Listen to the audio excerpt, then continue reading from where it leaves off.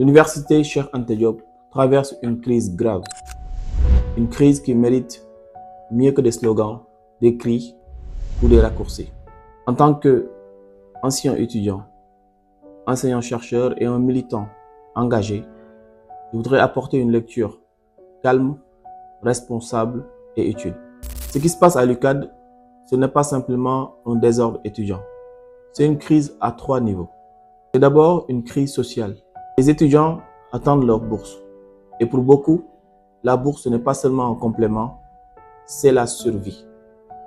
Quand la bourse ne tombe pas, la faim arrive immédiatement.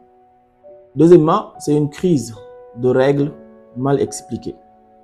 L'État parle de calendrier académique, de normes administratives. Mais pour les étudiants, beaucoup se disent qu'ils ne l'ont jamais expliqué assez.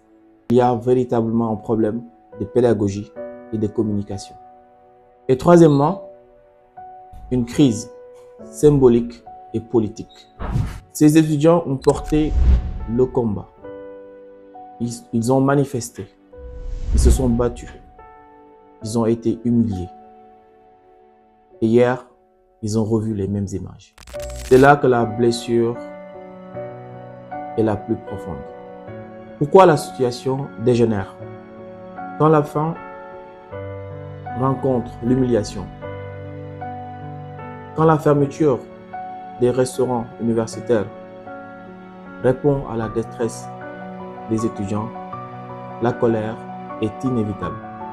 Chaque décision technique mal expliquée renforce la crise. Chaque arrestation et bavure alimente le manque de confiance. Accompagner l'État, ce n'est pas nier la souffrance, c'est aider à la prise de meilleures décisions.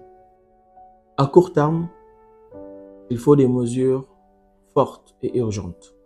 Bourse, réouverture des restaurants universitaires et accompagnement plus apaisement.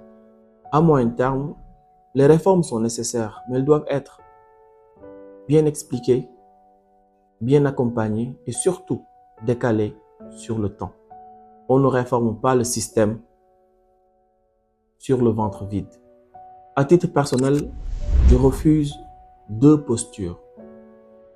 Celle du silence confortable et celle de la décision émotionnelle. Le projet que nous portons ne peut réussir sans les étudiants, ne pourra réussir contre les étudiants. J'en appelle au calme, au dialogue et aux décisions courageuses et humaines. L'université doit rester un espace de savoir et d'espoir, pas un champ d'affrontement. Le projet que nous avons porté doit se faire ressentir et se vivre dans la vie réelle. C'est maintenant qu'il faut écouter, expliquer, corriger et rassurer. Que l'âme de l'étudiant Abdoulaye Ba repose à paix. Toutes nos condoléances à sa famille, ses proches et à toute la communauté universitaire.